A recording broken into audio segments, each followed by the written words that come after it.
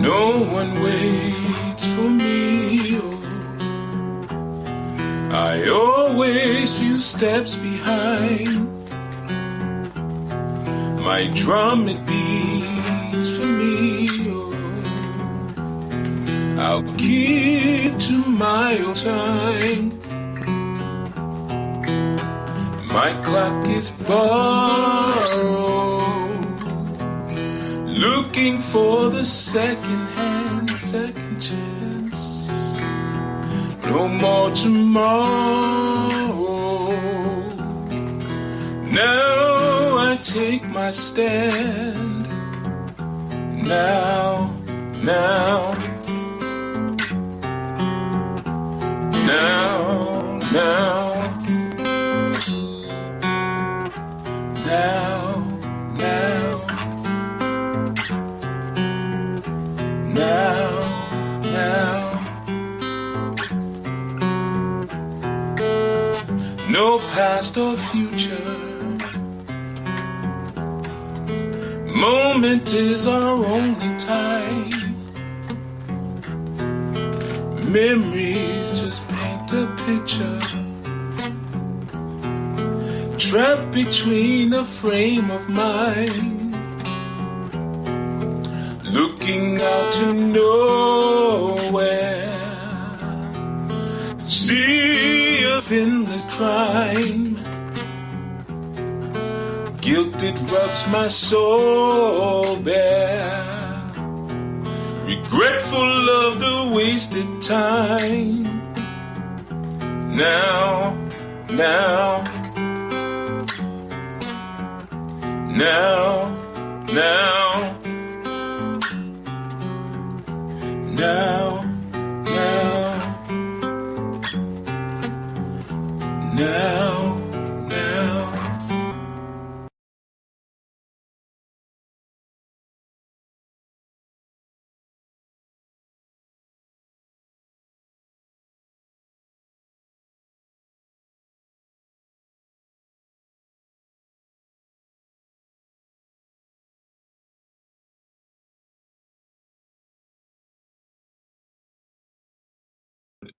Thank you. Welcome, everyone. And that was just a test to see if y'all were paying attention. And you were. Congratulations. I am Chief Yuya, and of course, you are tuned into our Sabbath Insight. And, we've been covering the science of the divine family. And I see you got the ones going. All right, good, good. Y'all up. Good, good. That was just test. That was just testing you. Just testing you. And we have been covering the science of the divine family, and in particular, the creation and the formation of the divine family, what that sort of looks like from the individual level. And then, of course, the interpersonal level, where you're trying to discover how to get along with folk, and maybe why you think the way you do. And, and then having people sort of ask the important questions of a person. Let me get this out. Ask the important questions of a person to get an understanding of where they are and if they're even suitable for you to begin to get to know. So, it's been I think a fruitful journey based on what people have been sharing with me in terms of their appreciation. So I urge you, if you have not started with the first one, go back to the first one, where we explored attachment theory and things like that. And, essentially some of the challenges people have in their adulthood with connecting with, their counterparts and their complements based on maybe how they were raised, or based on how they formulated an opinion and a feeling about their upbringing and their environment. So with all of that said, we're going to jump right into it. And before we get into the science of the man, now we're going to be speaking about the roles and responsibilities of the husband / father / man within a divine household. I want to play a clip first, and I'm going to play a very short clip. It's an audio clip. It's about 2 minutes long, and I want you to listen and really try to zero in on the nuances of what's being said, and then I'm going to speak on it. So if we could play that, that would be awesome. About Thank you. baseball. We talking about you going off and laying up with another woman and bringing it home to me. That's what we talking about. We're not talking about no baseball. You're not listening to me. I'm trying to explain it to you the best way I know how. It's not easy for me to admit that I've been standing in the same place for 18 years. Well, I've been standing with you. I've been right here with you, Troy. I got a life, too. I gave 18 years of my life to stand in the same spot as you. Don't you think I ever wanted other things? Don't you think I had dreams and hopes? What about my life? What about me? Don't you think ever crossed my mind to want to know other men, that I wanted to lay up somewhere and forget about my responsibilities, that I wanted someone to make me laugh so I could feel good? You're not the only one who's got wants and needs, but I held on to you, Troy. I took all my feelings, my wants and needs and dreams, and I buried them inside you. I planted a seed and watched and prayed over. I planted myself inside you and waited to bloom. It didn't take me no 18 years to realize the soil was hard and rocky and it was never gonna bloom. But I held on to you, Troy. I held you tighter. You was my husband. I owed you everything I had, every part of me I could find to give you. And upstairs in that bedroom with the darkness falling in on me, I gave everything I had to try and erase the doubt that you wasn't the finest man in the world, and wherever you was going, I was going to be there with you because you was my husband. Because that's the only way I was going to survive as your wife.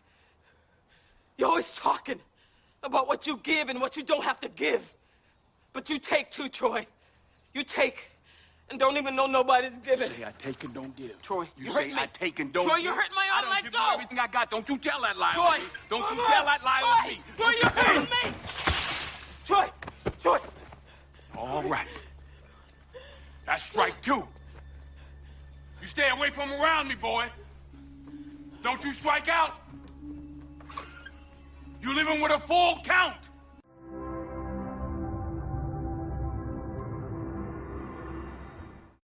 All right, excellent. So some of you may recognize that piece if you've seen or watched the play. Either one, you're going to see it either way. Fences, and of course that is a pivotal scene where um, you know, the Viola Davis, she kind of expresses her level of frustration. And yeah, I just giggle because every time I see that scene, she just reminds me of Forrest Whitaker. You know, it's almost like she was doing a Forrest Whitaker impersonation. But nonetheless, what we see there is a man with no vision for his life. He has no vision. And this is what happens when a woman attaches herself to a man with no vision. I think that particular scene is one of the most perfect examples. It being expressed on each side, the man's side, the woman's side, and even his son having to come in and bring some order and sanity to this melee that they were calling, I guess, a discussion, right? But what you begin to see there is that a man without a vision is always going to be a danger to his family, and he's going to waste the resources that are provided to him. When a man receives a wife, he receives everything. He receives everything. So his foresight and his sense of protection and his sense of provision, it just increases 100-fold because he realizes this amazing thing that he's just had. A man without any vision doesn't know what he just received. So I wanted to start us off in that space, man. And if there's anything that you also, feel free to whisper among yourselves if you want, in the chat, that you also saw that also hit you from that particular scene, especially the things that maybe were said when she said, I gave you everything I had. I gave you everything. And I've been sitting here, and yes, I have had desires too, to want to slip. See, one of the first things to understand in terms of a marital relationship is that it's not a friendship. You know, people in the Western world and in Western thought will often tell you you have to be friends with who you're with, and that's foolishness. You see, because friendship is so conditional, and friendship does not imply any standard system or reoccurring sort of pattern of duty and pattern of obligation. You know, with friendship, we fly in and out. We cancel plans when we don't feel like doing stuff, and you know all those sort of things that are inherent with friendship. But a man has to love unconditionally. A man has to love his family unconditionally and provide service unconditionally, regardless of how his family is making him feel. And you see within that clip, that's what she was saying. Essentially, I've been the man in this space. And I've been sitting here and watching you and noticing that, you know, you're not listening. Like he said, no, no, no, you're not listening. And she's sitting, I've been observing this entire time. I've been listening this entire time, possibly even waiting this entire time, but I've been committed to the job or to the oath that I took with you, right? So of course that scene was you know, a part of him revealing that he had a mistress and there was a child on the way and things like that. All right. So I'm going to share some things in terms of a man's roles and responsibilities. But like I said, I wanted to start it off with that because I felt like it was sort of a great descriptor. And like I said, it's one of the best examples that I've seen or I've heard in terms of dialogue of just that one issue, a man with no vision. You know, and of course, he didn't say that in that moment, but that's what you heard. You know, I've been standing in the same place for 18 years. Why? Where were you intended to go?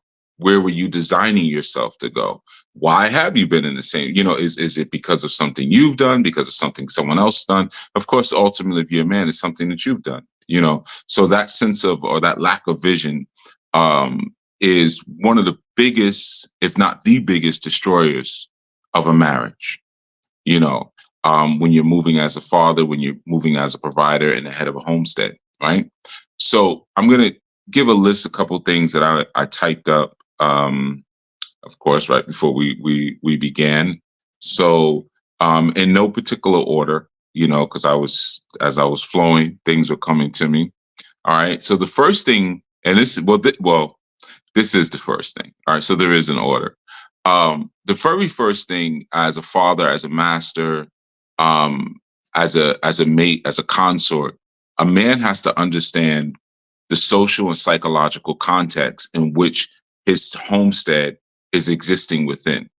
If you don't understand the social and the psychological context, then you won't have any idea on how to service your family, of how to properly nurture them, of how to properly educate your family, and most importantly, how to protect your family. You have to be aware of the context that they're coming up in.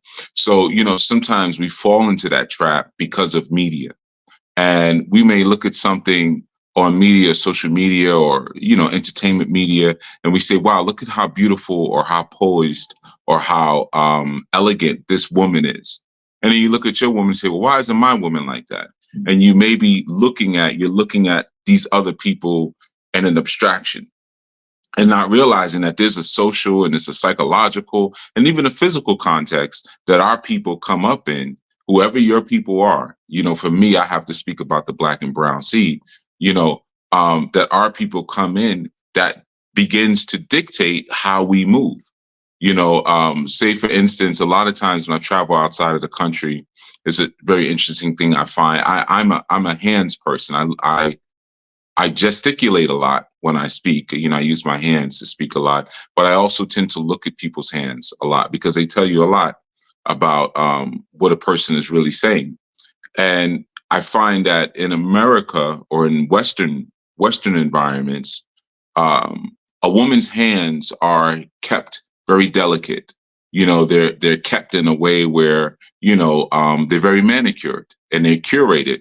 But when you go outside where women are doing more things with their hands, if you were to just only see a person's hands, you might not be able to tell the difference between a man's hands and a woman's hands, because they're both doing the sort of work that, you know, widens the fingers and makes the tips more callous and the palms more callous and so forth and so on, because of the type of work that they do. So if you were to look at a Western woman and then look at yours, if you're outside of the West, and say, well, why don't your hands look like hers? Then you're ignoring the context in which we are developing and evolving and being men or being women. Okay. So the very first thing I would say, this is one, is a man has to understand the social and psychological context that his family is gestating in. So important. And then move from there accordingly. The other thing is that for men, when we start talking about the role of a father, we start talking about the role of a husband or a master or a house bondsman. A man has to have employment. You know, now employment doesn't mean that you work for something, but it means you have a vocation, right? Because a man who is not working, 9 times out of 10 is a very frustrated man. He's very frustrated because men were designed for work. We were designed to fulfill some sort of vocation, whatever it is. We were designed to do that. So when we don't have that that potential or that capacity, we begin to lose vision and we begin to function other than what we are. And this is why a lot of times some men just give up. You know, if they've had doors slammed in their face for an extended period of time, you know, they've lost employment, they've lost their vocation, their ability to earn revenue, and they're seeking opportunity, and they keep getting slammed in their face. They just give up on life completely, because so much of their masculinity is validated through their again capacity and potential to work. So that's something that you want to make sure that you have in place.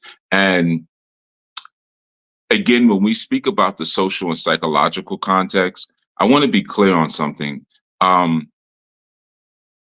If we are to speak about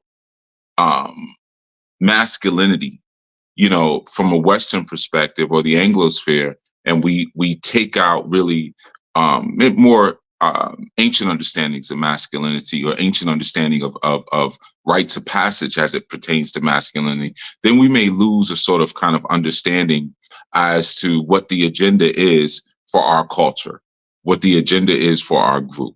You know, and like I said, with that clip that I just played, you'll have an individual who's basing their systems and their understandings of achievement based on what someone else is saying. Oftentimes, as men, we're told our ability to buy into the system and to consume within the Western system is a validation of our manhood. So we figure out all different ways so that we can consume, whether we get advanced degrees, whether we go through special certifications, whether we, you know, just go heavy on our skills and our trades. This is all so that we can now feed back into the system that's giving us a delusional perspective of what we're actually supposed to bring to our family. So one of the first things to understand is that a man who's unable to pursue a vocation becomes mentally and physically impotent. He loses his desire. He loses his desire to create. He loses his zeal and his lust for life, you know, when he loses that potential.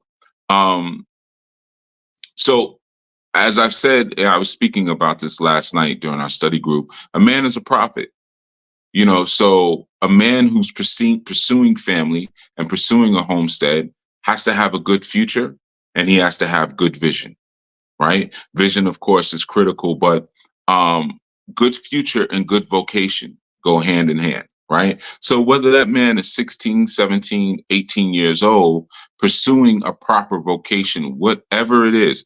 And again, I want to reiterate, I'm not speaking about being employed by someone. If that is the case, and so be it, there's nothing wrong with that. But I'm saying vocation, you know, a skill or a talent or well, not so much a talent, but a skill or a honed ability that individual knows will secure a good future for me, right? That is key. when we start looking at the building blocks for how we establish this whole man, and we establish this whole father, and we establish this whole husband, right? He has to have a good future. Okay. So one of the things about that is when he knows he has a good future and he has a good vocation, taking on responsibilities is nothing to him. He's excited to take on responsibilities. He's not irritated by the request to take on responsibilities because he knows that he's prepared himself, in terms of the long term to respond with ability. Remember, respond with ability is the long form of responsibility. So he's responsible now, and he has the ability to respond based on him having planned out a good future for himself, right? So he has a track record of wise decisions. Now, one of the crucial things when a man is coming into that sort of environment, especially a household environment, is and that's, like I said, these are in no particular order. Just jotting down some ideas. I find that with a lot of the men that I work with, whether it be through consultations or whether it even be through the ministries and things like that, you have a lot of guys who are stepfathers. And I don't mean stepfathers in the sense of how we've been given within our social context of the understanding of a stepfather. Many men are stepfathers to their own biological children. And that's an immediate sign of a total dishonoring of that man, and it's completely out of order with the general orders given to us by the divine. A lot of times you'll find situations where the children have been confiscated, and they may have been confiscated by the social intelligence, or they may have been confiscated by the by gynocentric sort of oppression, or this sort of malign matriarchy, and you as a man have been sort of pushed aside. Like if you buy a new house, for your family, you say, hey, I want to paint the rec room or the den. I want the den to be, gunmetal gray. And you always say, okay, we're going to work on it. We're going to make it gunmetal gray. And you come home one day and the room is sky blue with sponge clouds put all over the room. And you say, what the heck? I thought gunmetal gray. Yeah, I know you said that, but the children, they really were excited about us doing this cloud project and putting clouds all over the wall. So, we decided to do that. You're a stepfather. You see, so one of the things is that you have to protect your position and the natural order. And I'm going to get into that a little bit, why that's so critical. But if you find yourself sort of being ran over by your wife or ran over by your children, you are outside of the natural order. And that is the primary agenda of the adversary against the original family, is to disrupt the natural order. There's a natural hierarchy. And I know there's many people who are triggered by that because they're foolish. So next point. The man is the receptor of divine light. He is the receptor of divine light. So what that means is that the creator is never going to talk to you and your wife at the same time. Okay, that it doesn't work like that. When there's a husband in place, and when there's a master over a homestead, when there's a master over a harem, when you have situations like a woman coming up to you and saying, the Most High told me this, and we need to move like this, and this is a vision. Sit down. Like, I know who spoke to you. I know who you entertain conversation with. Sit down. Because if I'm present, there's a general order.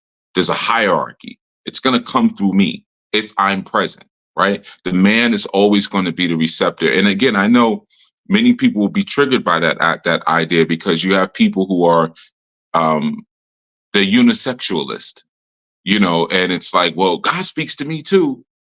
Right. Okay. If I'm not present, sure, that's possible. So it's important to understand when a husband is in place, a true husband a true master of the household, then there's divine communication that's happening, and it's going to happen with you. So that means because it's happening with you, you have to now move on that, right? Instead of waiting, well, the creator told me this, I was praying or I was meditating or whatever it is that you do. And I received like, man, I need to change vocations, or I need to move my family, or, whatever initiative it is that you're receive, whatever gift you receive in that sense. And you're like, you know what, but I'm going to wait until my woman affirms it. Or maybe I might share it with my woman and see how she feels about it. When we get into our polygyny talks, you're going to hear a little bit more of that, because that's always hilarious to me when I hear guys say that. Like, yeah, I spoke about it with my queen, man. She's with it. Okay. No one dictates what I do with my staff, period. Again, if either you're master of the household or you're not. But again, we haven't gotten into the polygyny pieces.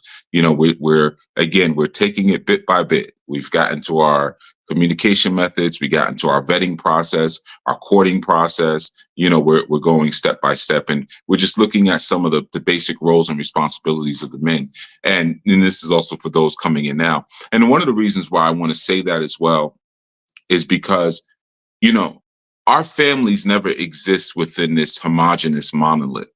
It just doesn't work like that. So, there's various roles and responsibilities that are intrinsic to our masculine nature, but it's going to differ from family to family because each family is different.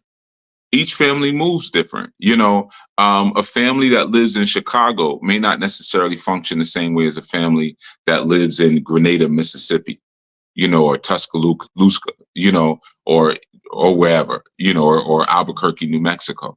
There may be different sort of imperatives. And then if you have a cultural difference or a spiritual or religious difference, then your roles may be slightly, or your responsibilities, may be slightly different. So we can't necessarily just look at it, in a monolithic sense, say, oh, well, all men have to be like this, all women have to be like this. Because when you start to do that, that's when you start to dissolve and disintegrate the actual value of family. So another piece is, like I said, a man is thinking towards a future. And most times women are thinking in regards to immediate comfort. A man has to consider that, but he has to consider the road in front of him, and he has to also consider where his headlights are pointing at the same time. One of the reasons that a man is kind of wired to think that way is because a man is wired to think in terms of consequences. He's wired to think in terms of cause and effect, right? And a lot of times women don't think that way, and I want to also reiterate, because I'm citing the differences. Next strong is the role of the woman. This strong is the role of the man, right? Differences don't mean superior or inferior. They mean different. I could not imagine that my woman would want to be with me, or any of my women would want to be with me, because we're the same thing. I have a harem of women, and they're similar in certain ways, right? In certain ways, they're similar. And I am completely different than all of the women who I engage with. All of the women who I cover, I am completely different than they are, right? I could only imagine if I was like them, it would not only be very confusing, because also, where does the natural order lie in that place? But why would they actually be attracted to me if I'm the same thing as them? And they're already surrounded by a bunch of women who are just like them. Okay. So it's important to understand our differences. We're made to function within the dynamic of our difference, but it doesn't necessarily mean that, like I said, and that not only transcends relationships, it also transcends and transcribes itself into the ideas of culture and race. As soon as you say, I do see color, we are different, it's like, well, I don't hate people. You have people who are just slow like that. So it's important to think of consequences when you do things as a man. sort of map things out in sequential order, even if you have to write them down. If I do this, then that, I am a huge advocate of mind mapping. I use mind maps a lot. I go this way, boom, boom, boom, let's follow it down. If I go that way, let's follow it down. If I go that way, follow it down. Women may not necessarily function in that sort of way, which is fine. That's why they have so much trouble parallel parking. Well, if I turn the wheel this way, then I'm gonna have to do that. But then if I do that, I got to do this. Then if I do that, I got to do it. They don't necessarily think that way. They think more holistically. What's happening right now in my contextual environment right now, and that's cool. You need the variation of those two dynamics, especially within that contextual environment, and that circumference lies your offspring.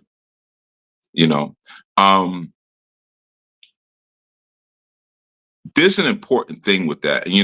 I guess when I speak about the differences and I speak about the distinctions and sort of not falling into those traps of better or worse or inferior or superior. As a man, the best thing that you can provide and the highest honor that you can bestow on a woman is to name her Isha, or to name her wife. That is the highest honor that you can provide. You see, and I'm speaking to the men and the women on this one. I'm speaking to you both in general, but women never let hedonistic females trick you out of your honor. Once you are called a wife, you won. Whatever it is you were competing for with Ego's kingdom, or competing for with people who were against you or working against you, you just won. You got the highest title that a man could bestow on a woman. You are called wife. Okay? So people who have not received those title, or that title, or who never really will have the ability to receive such a title, oftentimes will seek to disrupt, again, the natural order and to knock you out of position. So I just want to throw that out there, when we're speaking about differences and things like that. Don't be tricked out of your title, right? Now, Luke 2:48 through 49. Luke 2:48 through 49. When we speak about the value and the mission of a man is not about his mama's business. He's about his father's business. A man is about his father's business. He's not about his children's business. He's not about his supervisor's business. He's not about his woman's business. He's about his father's business. See, notice in that passage, when Yahushua was gone for 3 days, and his mother was like, "Where's he at?" And when they found him in the temple listening, see, that's a key component of masculinity, of manhood. You can, as a man, you can quickly identify those who are not interested in being men when they overtalk and don't listen. That's one of the key things when the old heads or the elders, they say, "Look, boy, let me tell you something," and you tune in. That's a sign that you're ready to move forward in terms of your journey and your path towards masculinity. But if you can't listen, "Oh my God," and you're doing that when elders are speaking, yeah, I know there was no father in the house. So in that moment with Yahushua, he's like, "Yo, why are you even asking me what I'm doing?" If you read it, he's like, I'm about my father's business. What are you even asking me that for? He's talking to his mother, right? So you see the seriousness of a man being about his father's business, and I'm going to get into one of the reasons that is. Now, oftentimes you've heard me speak about the 3 P's of masculinity or fatherhood. He's a protector, he's a provider, and I don't remember the other P, but he's a leader. Prophet. He's a protector, he's a provider, he's a prophet. Oh, y'all remember before I even said it. He's a leader. right? Now, as much as he protects, he deflects. It's extremely important for a man to know how to deflect. There are constantly things that are coming at his household, psychically, intellectually, sometimes physically, sexually, spiritually, and he has to know how to, he's got to know how to constantly see the onslaught, be at the front gate, and send it off into the abyss, as we say in Aikido. He's sending it into the abyss, sending it into the abyss, sending it into the abyss. That's one of his jobs. So the protection is not just, he's got a weapon, and he locks all the doors at nights and all the windows at night, make sure everyone's where they should be. But he's also psychically and intellectually constantly deflecting attacks that would seek to enter his home. And that begins with instruction. That begins with what he may be. He may have a system in his house where no one leaves this house until you check in with me. That may be part of his system.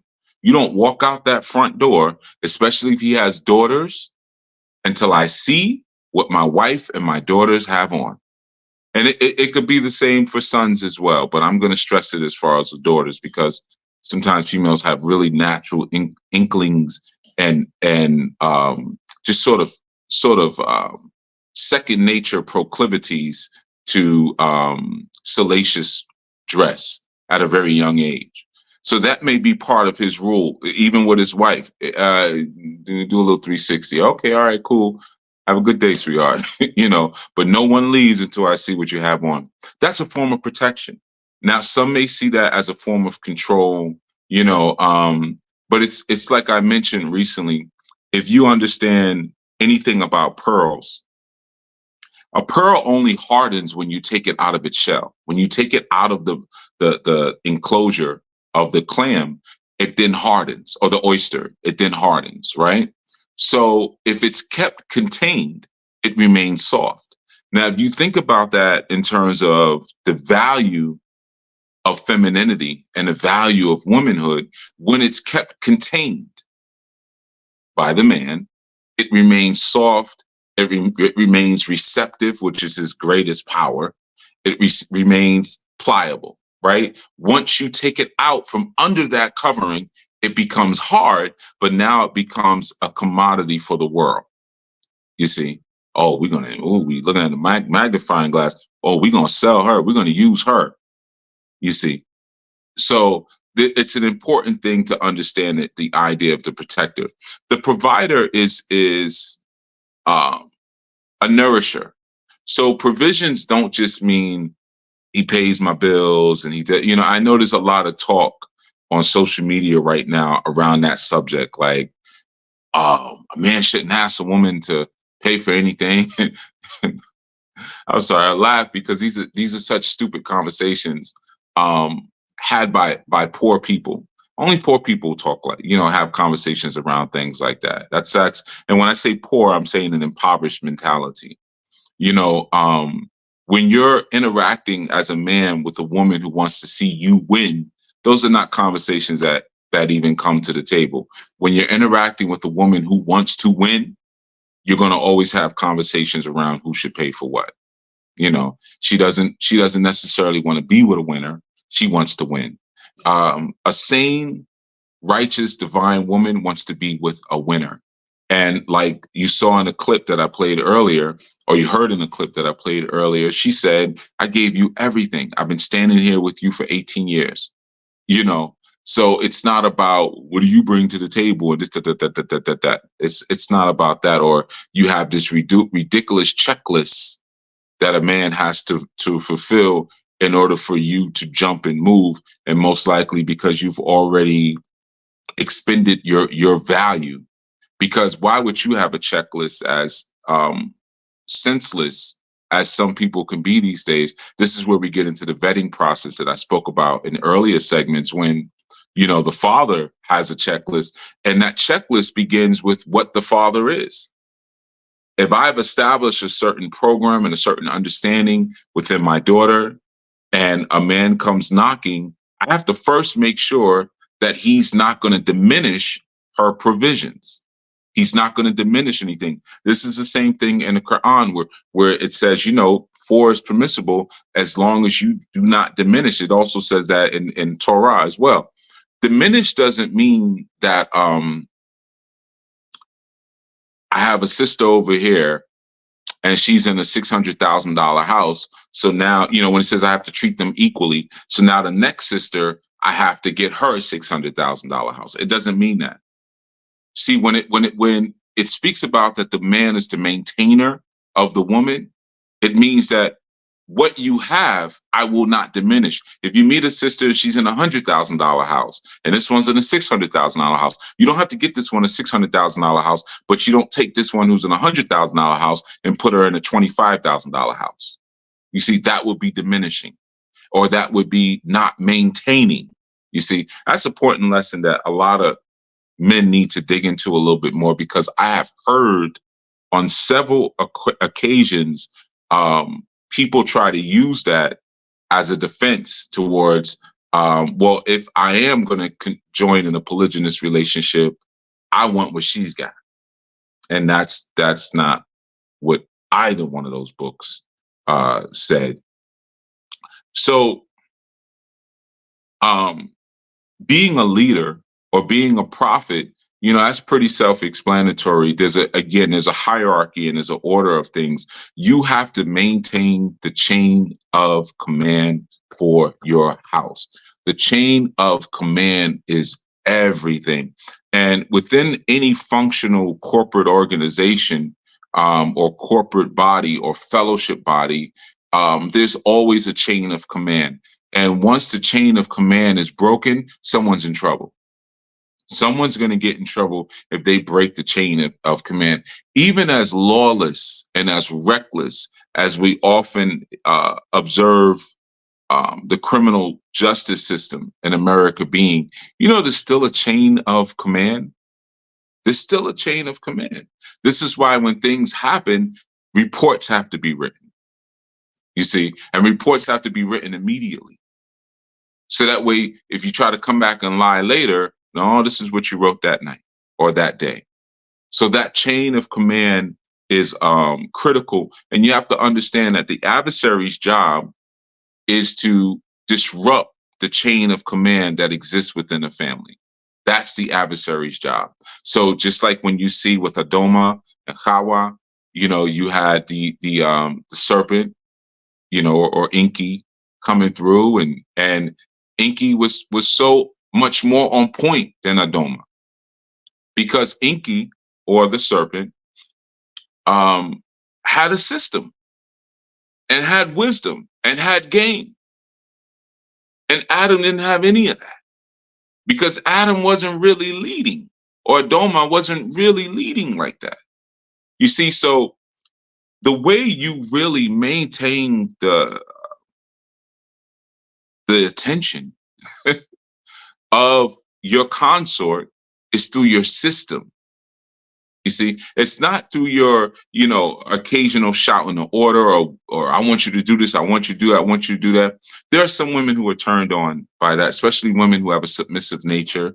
But that gets old if there's no system, if there's no rhyme and reason as to why I'm running over here, that I'm running over there. It should be like Edith from Archie Bunker,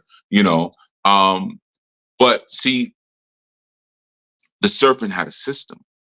Serpent said, look, if you do this, this is going to happen. And then that's going to happen. And this is, there was a kingdom, there was a system that I can bring you into.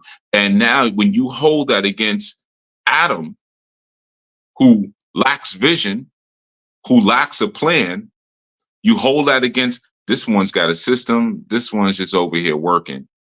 I'm going to go with the one who has a system. So your value of leadership is not just your ability or the amount of testosterone in your voice or your ability to say, hey, come on, we're going over here. It's your system design, or even within a sort of a family or familial academic sense or scholastic sense. It's your ability, your instructional design, your ability to design instruction, your ability to design a system to say, You go through this particular process, or this is the roadmap of our family that will lead us here. So a man has to be able to roadmap his family beyond him just talking about it. A lot of guys will just say, well, I want my wives to be like this and I want my children to be like that. Okay, what's the roadmap? Because if there's no roadmap, the adversary is going to break the chain of command. And I tell you, one of the first ways that the chain of command is often broken within families is secrets. The day, men, the day your consort has a secret is the day your family's going to fall apart. That's always the job of the adversary. So you'll find that a lot of the activities, especially that are, again, hedonistic, uh, lady friends or female friends may seek to bring her into, are always going to be activities where secrets can be held. Hey, girl, let's go get our hair done together. Hey, girl, let's go get our feet done together. Hey, girl, let's go get our hands done together. Hey, girl, let's go get some facials. Right? There's always going to be these environments where now we can spill the tea, as they say. We can spill the tea. Girl, what's really going on with you, girl?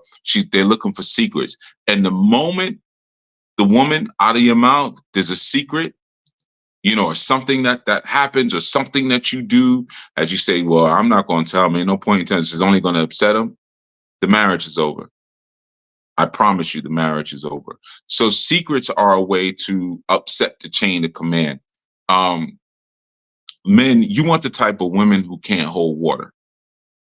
That's the type of women you want. You remember not too long ago when Patti LaBelle was doing that interview, and she was like, "Oh yeah, Luther Vandross, yeah, yeah, of course he was gay, and and yeah, he didn't want his mother to know." She just spilled it, like, yeah.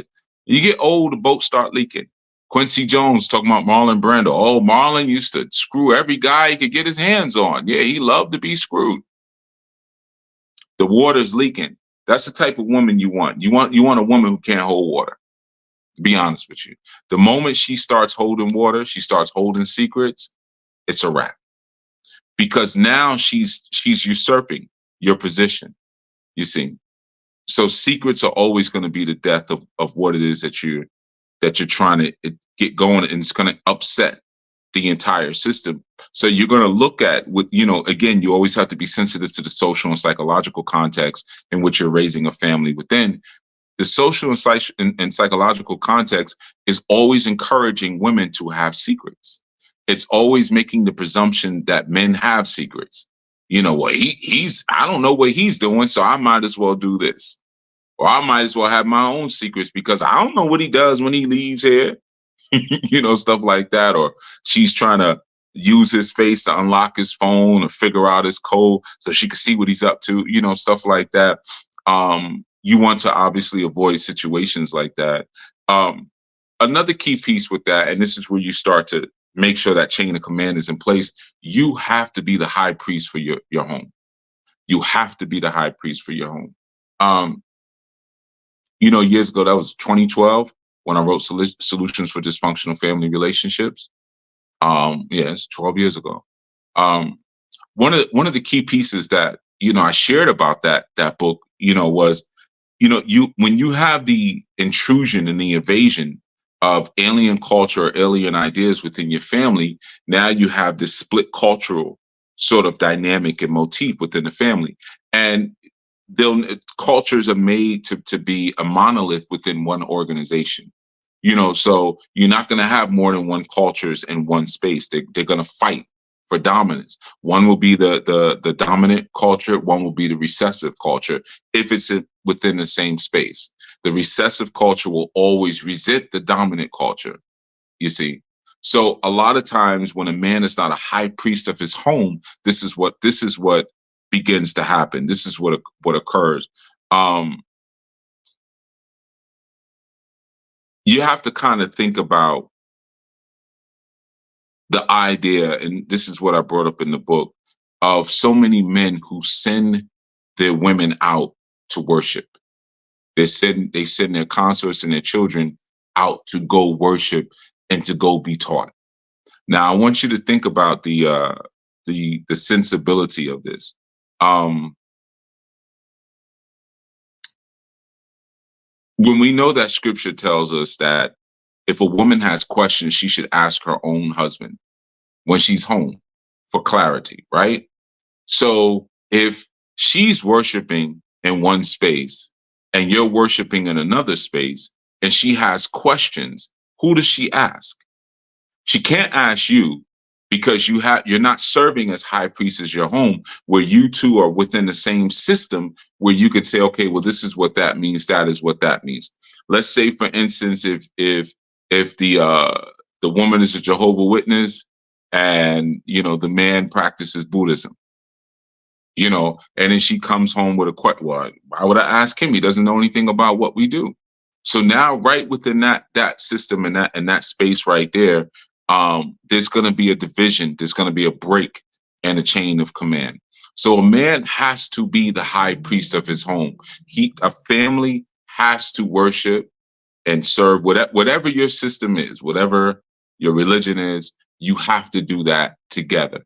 I did a segment. I think it was a few months ago on seeding another man's field. And I spoke about the danger of allowing another man to seed your field. If I'm seeding the field, then, my product is being grown. This is why Chawa would say at one point, I have been given a son by the Elohim. And in one instance, with Abel, it's like, yeah, we got a son.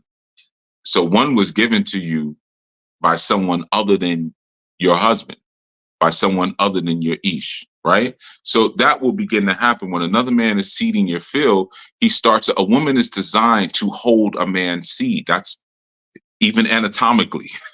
She's designed to hold her man's seed. So now when you have another man seeding your woman, now you have a break in the chain of command and you have confusion within the household because now you have a field, the woman, that's being planted with diverse seeds, which we were instructed not to do. Okay. So you have to be the high priest of the home. That means you got to study. That means you got to learn stuff. That means you can't be talking about out your butthole all the time. So when your woman comes home and she has a question and you say something that makes absolutely no sense, eventually she's going to go with it for a little while. She's going to be like the clip I just played, where it's like, I'm standing here with you. But then after a while, she's going to start talking to her actual spiritual head. And the children are going to have questions that are really for their real spiritual head, because now you are becoming a stepfather within the space. You just pay these bills and maintain, but we don't need anything else from you because you are not serving as high priest of this environment.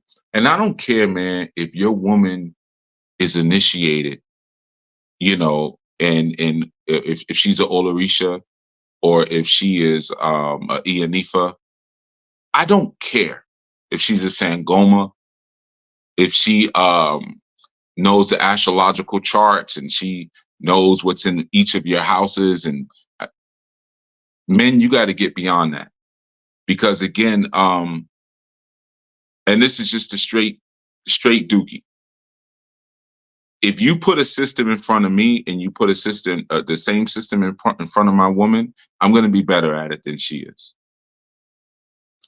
I don't care what you were initiated in. Whatever you do, I'm going to do better. And if I'm not doing it better, then I'm probably not the man for you. So we didn't do this vetting process properly, because how could I lead you? How could I be your high priest if I can't even see over your head, if I can't even see beyond what you're seeing? You see, there's a reason why I'm taller than you. I'm bigger than you. There's a reason for that. What's on the inside expresses itself externally. I wouldn't get with Brittany Reiner or Rena or Griner if she was heterosexual. That woman is what, 6'8"? Voice deeper than mine? That ain't gonna work. You need some Shaq or somebody. You got go get one of them Nephilim basketball players. I know is secretly a Nephilim. You need to go get one of them. So that's the thing that, when we start to understand the science of the mating and the matching and that sense. I want to speak about the the serious absence of what happens when there's either no man in the home at all, or there's I'll just say no man, because there's no such thing as a real man or a man. A male that's not a man is just a male, period. So once you achieve the status of man, it's because you've gone through certain rites of passage that cannot be taken away. You can't reverse it. You've made the revolutionary decision to cross bridges of no return. So now you're a man. Okay. When there's no man in the house, even if there's a male physically present, then what happens is that your daughters will end up marrying individuals, males, who they can run all over. This is just what happens every single time. There's no getting around it. That's what's going to happen.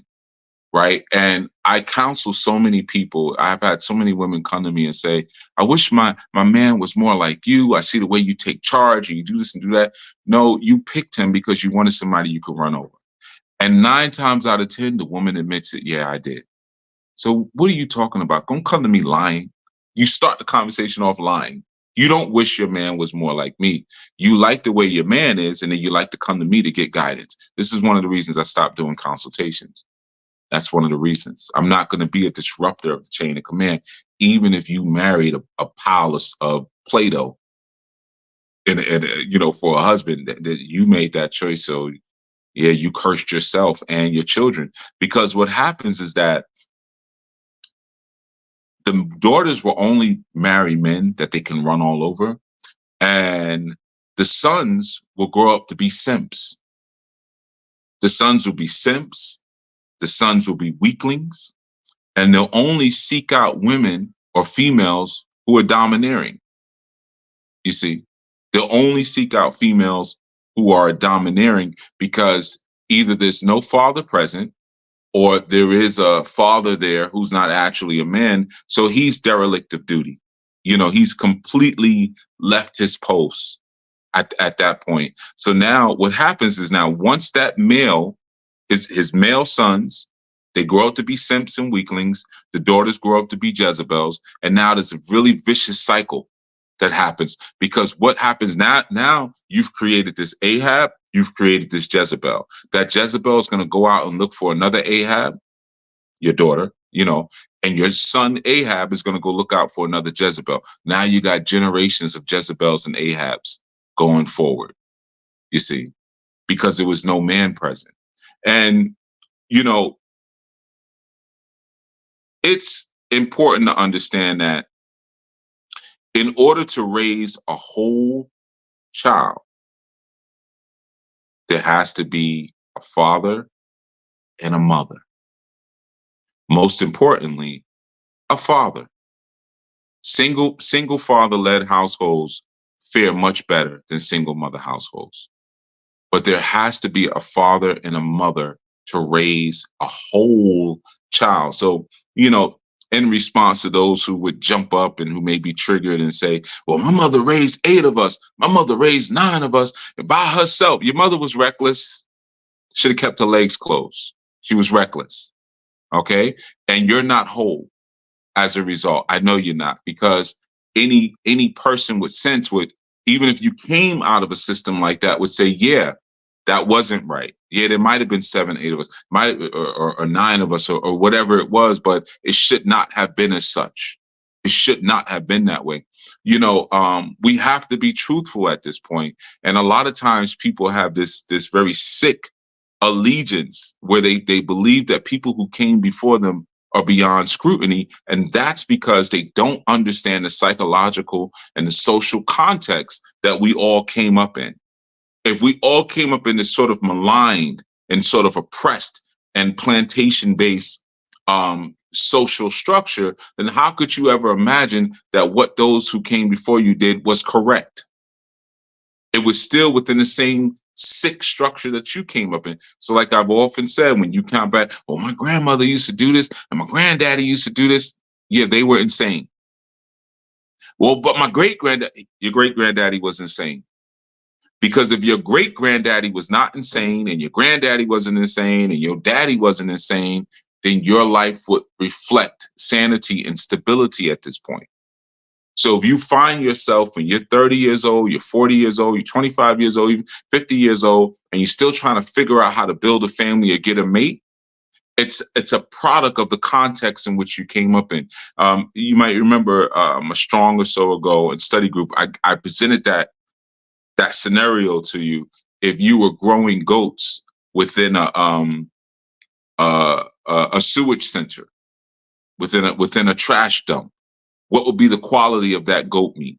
So you would find that people eat the goat meat now and drink the goat's milk, and they're getting sick left and right because they're not looking at the contextual environment, which is the culture, the contextual environment that now is leading to the disease and the bacteria and the problems within their relationships.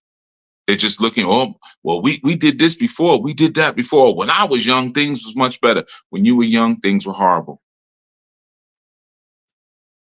I hear old heads all the time talking about the 90s, man. The 90s was way better. Oh, you mean when we were going through the AIDS epidemic? That was way better? Oh, what about crack? That was way better? Oh, you mean Desert Storm? When we thought we were about to be ended, that was better? How was that better? Okay, well, the 70s was better. Come on, bro. Like, I don't even have to, we got footage on the 70s. Right. So, again, gestating within this culture or this environment of filth and insanity is going to breed such. You need a man and a woman to raise a whole child. Point blank. A man, as a man, your role, and I mentioned this earlier, is to have unconditional love for your family. Unconditional love for your family. That means you protect and you take care of business, regardless of if your ego is being stroked or not. You still take care of business. You still protect. You're the only one in the house who's going to operate on that paradigm, that regardless of what's going on, I'm still going to take care of what I'm supposed to take care of. As a man, that's how you're going to think. This is why when the adversary came, the adversary spoke to Hawa. Let me speak to the emotional one. Let me speak to the one who really only loves conditionally. Let me speak to that one, because that's the one I can speak to break things up. Right? This is why so many times men are blindsided by divorce, which is typically initiated by the woman. A man is blindsided because he'll be saying, first thing he says, because men, we think in terms of investment. Man, I just got the roof replaced on the house. I just bought a new sump pump for the basement, and there's food in the refrigerator. The children have everything they need. I just got my woman another car. That. He's thinking in terms of that because he's saying, I have been handling my role. So it's hard for him to understand when she's saying, I'm unhappy. And because I'm unhappy, I want to end this covenant agreement. I want to break my oath with you because I am unhappy. And you may not even be the source of my unhappiness. I may just find now that I'm looking to kick my can down a separate road, or have be fresh. I'm looking to go down a separate road, right? So oftentimes a man is blindsided based on the way that a man thinks. You saw that even in that film, in that play Fences, when he's like, well, don't you have a roof over your head? Don't you have food? Don't you have this or that? And right now, we live in a time where that perspective is demonized. When fathers say things like that, well, I'm not taking care of you, so what's the problem? You see, that's demonized now. Oh, because you should spend time and you should tell your children you love. Yeah, that's what your mother's there for. I have other things I have to handle. I'm not going to be here changing diapers and holding your hand. And I may be able to come in and do that once in a while, but my role is different. And like I said, we live in a society where, in particular, feminists who are only agents of Satan are looking to unisexualize every single experience. So a father has to have unconditional love, regardless of if the ego stroking is happening or not, right? He's the only one who is really going to work from that perspective that's not emotionally based. A father has to train his daughters to be wives. Train your daughters to be wives. There's so many times I've spoken to women and they tell me about how their father, um, oh, my father taught me how to change oil and to change a tire. And cute. That's real cute because you probably still ain't going. I'm not getting in no car. I just know you change a tire. I'm good. you know. Um, or my father told me to make sure I get this and get that, so I never have to depend on a man. Your father was an Ahab. He was a weakling. He was a sucker. Okay, your father was a sucker. And most likely his mother was a Jezebel and his father was an Ahab. So he trained you to be a disruptor and to be a toxic agent to the natural order of the Almighty, which I share in I think in the Anu way. It's Yah, it's the creator. Then it goes from the creator to the senior man. Then it goes from the senior man to the junior man. Then it goes to the elder woman. Then it goes to the junior woman. Then it goes to the children. That's the hierarchical order of command. You see. Well, you said the junior man is over. Yeah, yeah. So your son oftentimes may end up becoming your covering. You see, so you should be raising him with the idea of covering. You should be raising your daughter with the idea of wife, not boss, bitch. You see, you just did a humongous disservice to your child, to your daughter. One of the things that to understand is that as a father and as a man, when a father is not present, a female is never respected because it's very clear, or there's an understanding of that males have that when a father is present, if he violates or causes trauma or tampers with that female, that he's gonna, it's gonna ensue some sort of wrath or retribution from that father who's in place. So there's pause. Even in regular dating scenarios, I remember myself as a young man, when females would invite me to their home. And I'm speaking super young, teenage. If they have brothers, I'm good. I ain't going over there because I don't even want your brothers to see my face in case I'm thinking about doing something that's less than honorable, loving and leaving, stuff, situations like that. I don't want them to know who I am. Or, oh, my father's home. I don't meet your father. So right there, that filtered me out. Like, oh, you don't have good intentions. You just, yeah, you want to kind of sneak in through the side door, that type of situation. So when you have situations when females are reckless enough to leave their homesteads, and not in a sense where they're being harmed or they're being divorced, or even put away, which is not necessarily a good thing. But if they're divorced, then put away. Excuse me, put away, then divorced. But if a female decides on her own because the society told her, yeah, you could do that, even though we don't see examples of that in scripture. Yeah, just divorce them.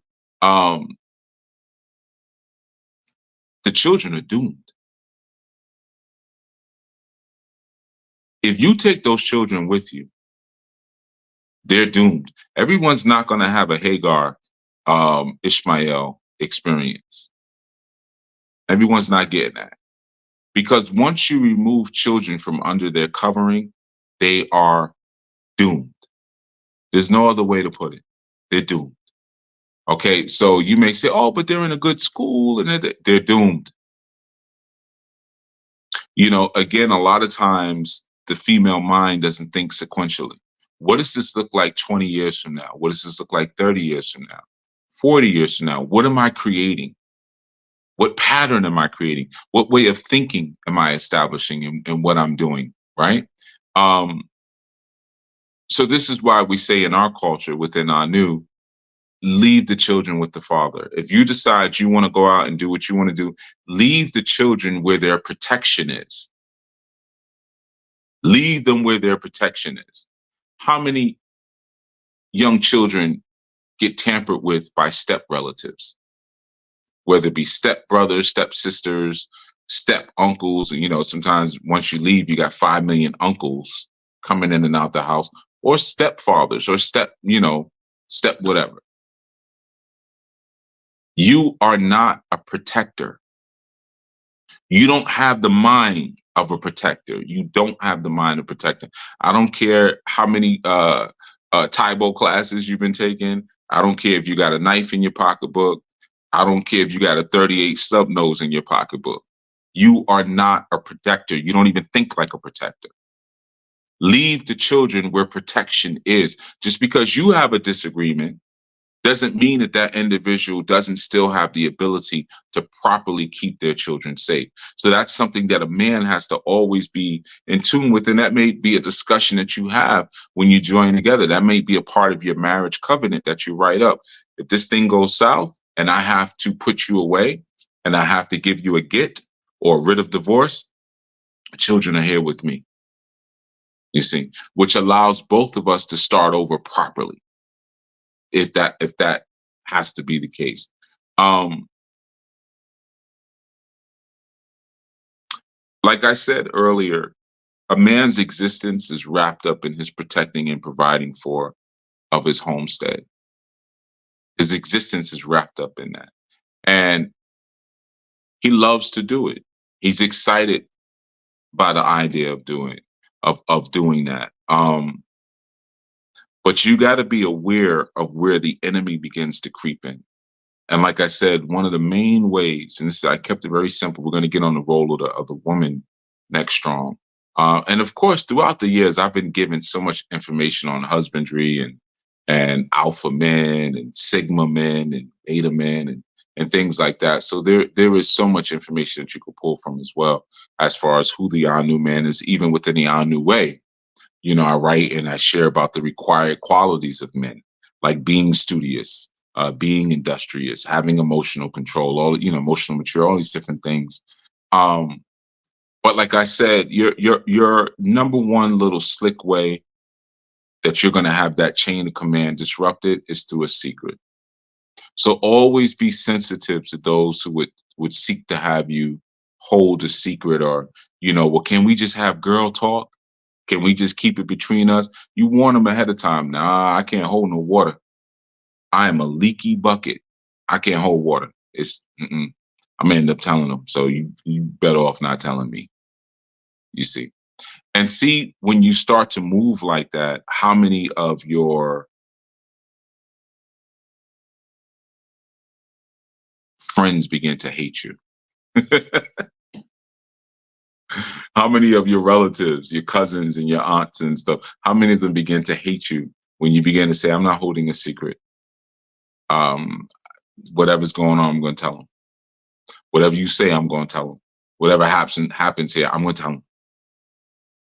Because I have the prize. I am called wife now. You ain't messing that up for me. I'm not listening to you. I just got the highest honor that a man can bestow on a woman. Why the heck would I mess that up to hold your little funky secret? Or for your little funky pomegranate piece of fruit from the tree reference, right? Why would I do that? So that's something that's key. I don't know if there was anything in the chat. Usually on Sabbath Insights, I don't mess with the chat too much, but I'll give a quick glance. Master Menelek said, anyone noticed that when there was no vision, the primary motivator became what each wanted. There were no rules because there was nothing to build towards. Exactly. So, obviously she didn't have the proper upbringing to choose a man with vision. So she's saying, well, I had dreams and I wanted to lay up with someone because those things might have still been acceptable pacifiers based on what she chose. And then, and we're talking about the Fences clip that I played earlier. And for him, it's like, well, I want this. It's vanity. Vanity is always going to be the thing that's going to be used to tear you apart. And remember, vanity is just unpurposeful and unfruitful actions that you may take. That's what vanity is. When you're doing things and there's really no purpose or reason or nothing that's going to be produced from it that's going to be of any value. You know, House of Yuya says that was a deep message. I think about the regret we may experience when we feel like we've given up the best years of our life. Yeah, absolutely. But who defines the best years of your life other than your creator? You don't know when things are supposed to pop off, you know. But absolutely, that's part of the charm or the charge of a father and a man in a home is to make sure those things don't happen. Make sure that your value isn't expended through wasteful, ridiculous experiences, and you're fertile enough and virile enough for the walk in front of you. Niall says he was talking about being in the same place for 18 years, right? As if that was someone else's fault. Yeah, I think I mentioned that. Um, Peace, Hondo. What's happening, brother? Hondo says this is an excellent point about men being excited about their vocation and other responsibilities. I spoke with the potential consort recently about this. Yeah, I mean, like I've often said to my consorts, you are all side women. Don't get in your mind that it's ever going to be anything more than that. You'll never be more than a side woman to me. My purpose is my wife. Everything else serves that. Like my side women, you serve that or you go. So that's just the reality. Now every man moves different. You may not be as extreme as I am in that, but also my role is pretty extreme that I serve for this community, for the Anu community and the larger community outside of it. But I am married to my purpose, and that's that. It ain't budging. And that purpose was given to me by the Most High. So you really not gonna move that. And if I interact with someone who seeks to change that or change the order or be more important, I had brought this up recently. I think it was a study group when I brought up the movie Mo Better Blues. And I spoke about the scene where Clark comes to the house and she's like, let me up. And he's like, this is my practice time. I tell you all the time, these are the hours and these are the days that I practice. He knew what his purpose was. He knew what he was doing. He knew where he was aiming at. And her whole goal as a Jezebel was let me come in and disrupt that and become more important to him than his own purpose. You see, which is how I did to Adoma. You see how that turned out. That's what Delilah did to Samson. You see how that turned out, right? Let me become more important to it than his purpose. So then when Yahushai's mother tried it, he was like, why are you even asking where I'm at? I'm about my father's business. Like, even my mother is not more important than my father's mission and purpose that I've been put on. You see? Right. I said, Yeshua told his mother to stay in her place. Beloved Anu says definitely a thing from childhood. There's an understanding of that protection that allows a woman or a young girl to know she's cared for, right? All right, I'm gonna skip around a little bit, if you don't mind. Brother Now says, seek out a fertile field from all the land and sow it with your own seed, confident in your fine stock, right? You remember when I did that lesson in that, right? I'm not going to be in a situation, I don't know who daddy is. See, that's one of the insanities of polyandry. You got multiple men with one woman. Whose seed is this? And if we all say, well, it's all of our seed, and then one of the men leaves, then that means theoretically that child will be missing a part of its essence, and the tutelage that should be coming from a part of its essence. Just straight madness. But again, that's why the adversary is always one step behind the Most High, but the adversary is all about putting everything into bizarro land. Whatever you do, I'm going to do the opposite, because that's the anger that the adversary has. That's why a lot of times you'll find, even in relationships after a breakup, a female will take those children and do the exact opposite of everything you poured into them. You were going to a Christian church for 20 years. She now becomes a Muslim, or usually, actually, she won't become a Muslim because she won't want the structure. She'll get into Orisha. She'll get all the children initiated. They'll all be walking around with the leques on, and the father would be like, "Yo, we were did whatever Baptist, whatever it was, apostolic, what you know."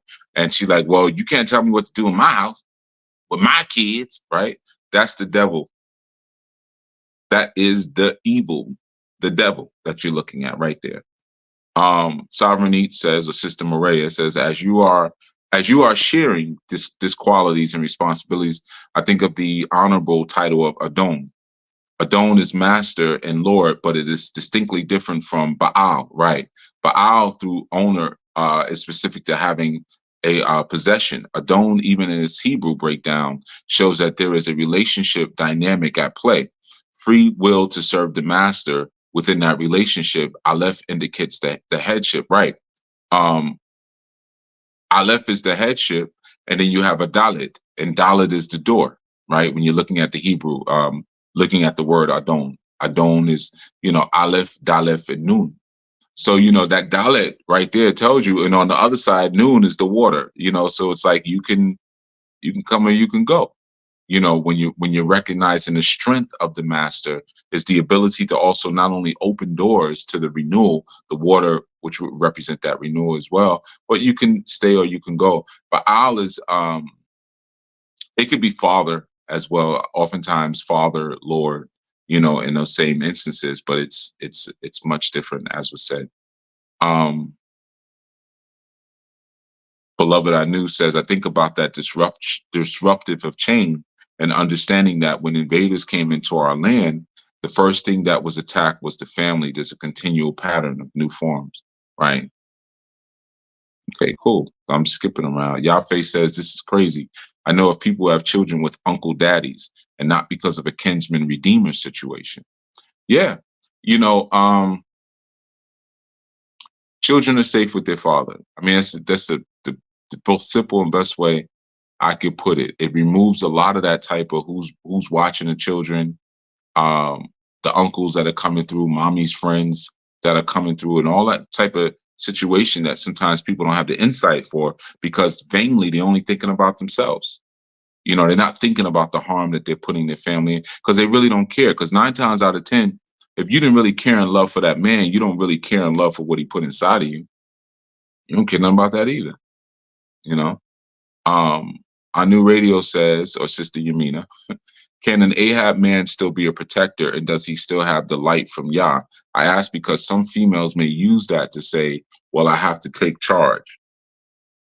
Nah, an Ahab man is not a protector. An Ahab man is as much of a protector as the brat is to her wife, if you want to look at it that way. Anybody can have a firearm, or a knife or a home alarm system. But an Ahab protection begins with the mentality that's shared. So an Ahab male does not have the mentality of masculine protection. He doesn't have that to give forth. So he wouldn't be that. Now, a female saying, well, I had to step up. You plan to step up. See, that's the only sequence you had in your whole life. I'm going to get with this weak dude so I could do whatever I feel like doing. So I can then follow the tradition of my aunts and my mothers and my grandmothers and all of that. I have no sympathy for females who, well, he won't do this, he won't do that. You spread your legs to him and you probably still sleep with him. How could you sleep with a guy who's not being a man? Something's weird about you. You might as well just go and be gay if you're going to do that. You see? At least then there wouldn't be any children coming forth that have to now be, confused by this very weird dynamic of you being with this weak male. So there's no we got no love for Ahabs. We got no love for Jezebels. There's no love. And they can create this very confusing sort of images and these very confusing sort of illusions of protection. If I'm not spiritually protected, I'm not protected. If I'm not spiritually protected, if I'm not washed and nourished with Torah or with the teachings and the lessons of the Elohim and the creators of the whole cosmos, I ain't protected. You see, I don't care how big and tough you are. That has nothing to do with it, especially when we live in such a militaristic society. Like, everybody got access to people you can call real quick and they'll show up and provide physical protection. You ain't saying nothing with that. But if I'm not spiritually covered, that means I have no spiritual authority. So now when spiritual attacks come, remember the father, Ahab is not an author. He's not a father, you see, because that connection comes through following the proper culture, following the laws, statutes, and commandments. He doesn't do that. So therefore he loses divine authority. Author, authority, father, pater, pata, Peter, same word, right? So he doesn't have his authority because he's not following the script. So if you don't have the authority and I say something in your name, it has no power behind it. I'm in trouble. That means I'm open to any sort of attack. So nah, screw him. Screw Ahab, you know.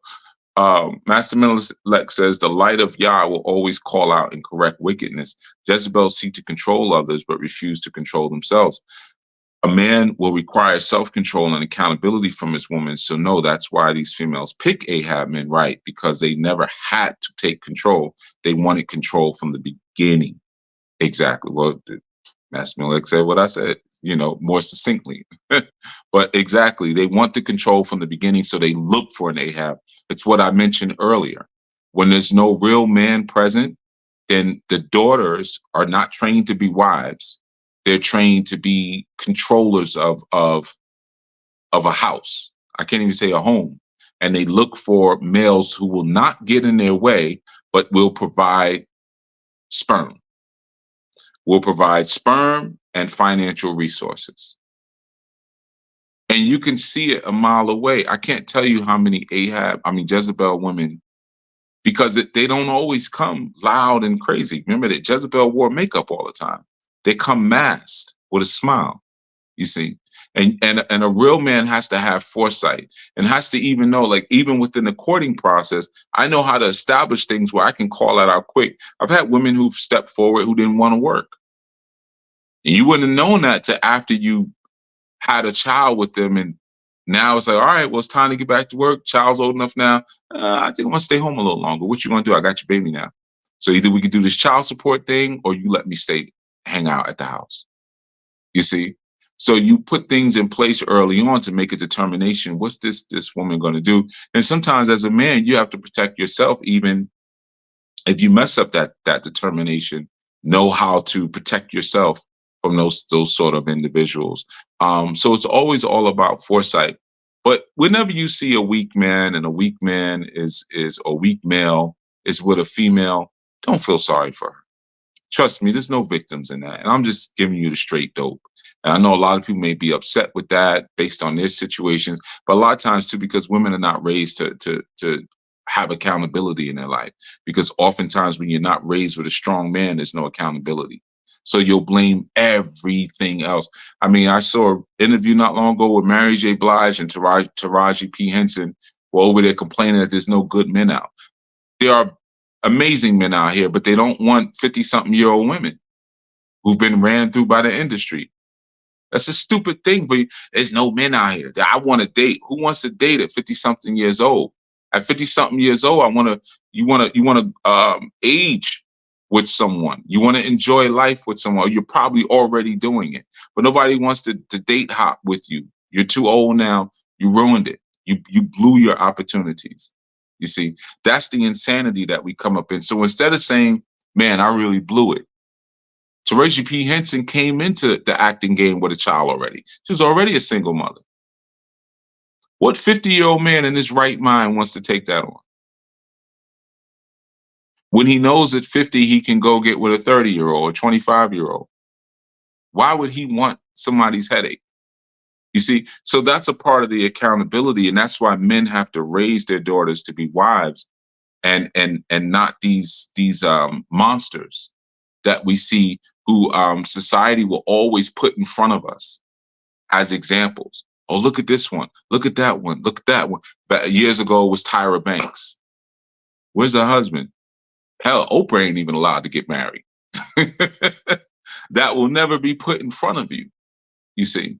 But these fools will be put in front of you as if they have something profound to say to young women or something profound to say to young men. I saw an interview, I posted it with Pam Grier talking about her dating strategy. She dates different men who one wants to ski and the other wants to do this. She sounds like an idiot. And people, that's right. I hear that, girl. I hear that, girl. Yeah, you got no legacy, girl. You got no covering, girl. You got no protection, girl. You got no high priest, girl. I hear that. You just out here public property, girl. You see, so I'm not speaking to those folks. I'm speaking to those who are, the prime title of this series is the creation of the divine family. And that's why I said you have to be sensitive to the social and psychological context. If you don't understand that the social and psychological context is that of a plantation, then you'll start pulling examples that don't apply to you because you're not in tune with your psychological and social history. To understand that these things that are put in front of you are put in front of you to maintain the disruption of the order. You see, they're put there for a reason. Or certain people who should be ashamed are not ashamed. You see, these are not people who should be doing interviews, and they should be ashamed. You see, if the creator sends you a righteous man, shut up and take that righteous man, because what better thing could the creator give to a woman other than a righteous husband? And you can think about that one. Think about it. What better thing could the creator give other than a righteous husband? I promise you, there's no better thing that you could actually receive. Is that being promoted and pushed? Is that being taught? Was that taught in your household? Or, well, this one smells good. I like his smile. He makes me laugh. I don't know. I just laugh every time I'm around him. I'm going to give him my flower. I'm going to give it to him because he makes me laugh and he smells good. And I like the way he dresses and he's buff. I'm going to give him my flower. Who sent him? Who sent this demon? So, yeah, there's so many things to consider when we start to look at the responsibilities and the roles of men. And like I said, I just gave a very simple sort of list. And I give that very simple sort of list because it's expanding. And like I said, it's these are some basic things that you have to cue into, and they branch out to other things. Like one of the very first things I said was understanding the psychological and social context. So that means you got to know something about psychology and sociology, and you have to understand something about history. You have to understand if you send your children out to school every day or your woman goes to work, where's she going? What's that environment like? What is the school environment like? What are the things that they're dealing with, or maybe some of the things that may be seeking to undermine what you have given and what you have taught, right? Then a man has to have a good vocation. A good vocation equals a good future. A good future equals a man who's excited to take on the responsibility of being a man. But if you go to school, you say, well, what do you want to do? What do you want to master? And I don't know. I like doing this. You mastering something silly. Philosophy. Yeah, mastering philosophy if you plan on being a lawyer. But if you're not, what are you doing that for? You're just picking anything. You're picking really these silly majors. And then now you get out of school and your future doesn't look bright. So I'm not thinking about having children right now, not till I get myself stabilized. You see, because you wasted your time. You see. And that's just like one example. So when you start to look at each piece that I sort of given you, it explores out and it fans out into other ways of thinking and other ways of understanding that add value to the entire process and add value to the man. And of course, subsequently add value to the woman, which is ultimately what you're looking to do. You're given this beautiful, amazing gift, this beautiful, amazing gift. And the Most High says, now perfect this thing that I've given you. Don't get too excited and forget that it needs to be perfected. Sometimes you got to put her in check because she's still going through a perfecting process, and I'm entrusting this process to you. Don't get so excited because of the way she looks or because of the way she makes your body feel or because of the sound of her voice that you forget that this is someone you were given to refine, you see. But you can't refine anyone if you're not learned, if you're not studious, if you're not inquisitive, if you're not insightful, you see, if you're not observant, if you're not compassionate, if you're not patient, if you're not spiritual yourself, if you're not righteous yourself, if you're not manly, then you can't fulfill what you were required to fulfill when you received this gift from the Creator.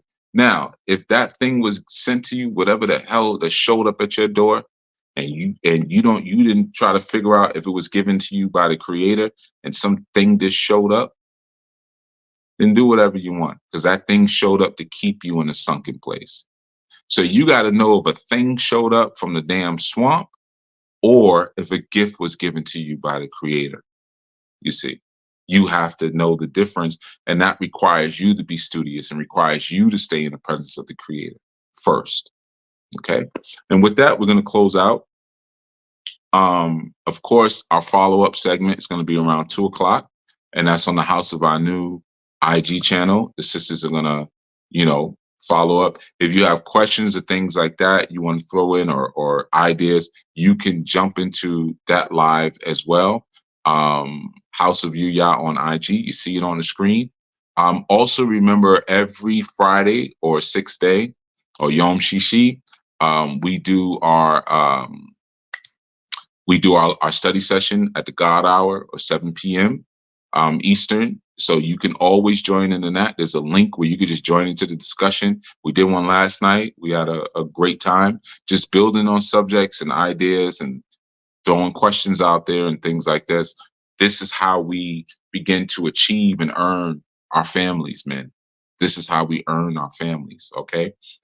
So that's a very important experience. As always, those who are interested in being a part of Anu, you can always go to anulifeglobal.org/join. The word join, they're going to probably put on the screen any minute. But you could just go to Anu Life Global.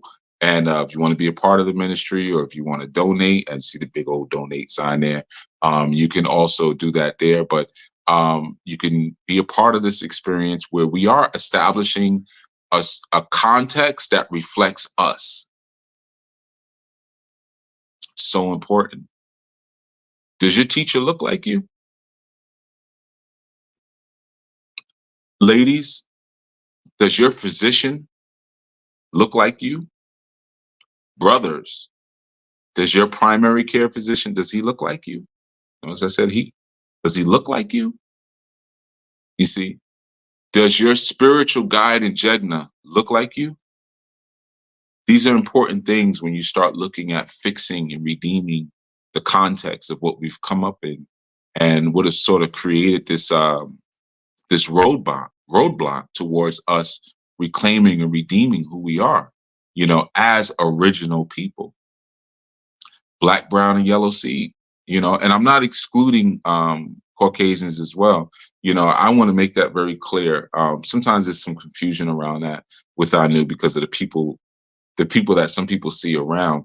We have been scattered throughout the nations, and this goes beyond the construct of race. So there are people who are grafted in, and there are people who are born in. But the point is, get in. That's the point. Okay, how you got it? Just get in. If you have sense enough to realize this is where I need to be, this is what's happening, and this is where refinement and redemption and restoration and resurrection is, let me be here. Okay? So I want to make that very clear. Even though I may speak about many issues, I'm concerned about my people, but I'm more concerned about my family. And sometimes they're not one and the same, you know. All right. So with that, we're gonna head out, and I'll see you over at IG in about 18 minutes. All right. Shalom.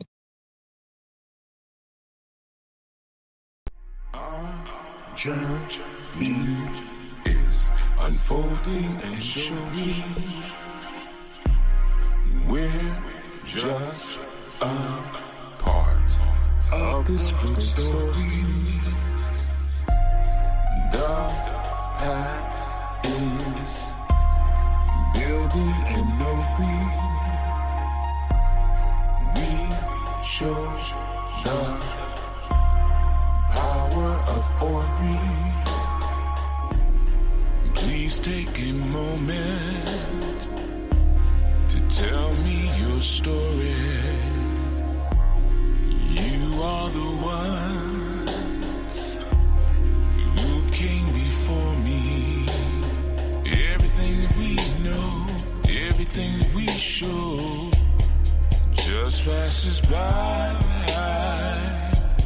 like autumn leaves descend right before our eyes.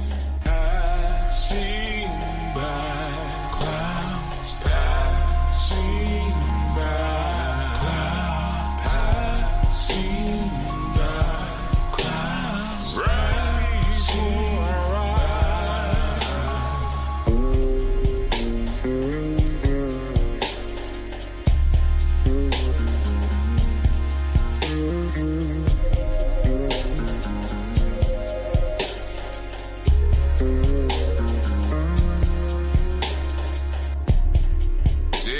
this moment, names rarely spoken, water and fire, as you were awoken, Moju ba o, Ibashe o, Modu bwe o.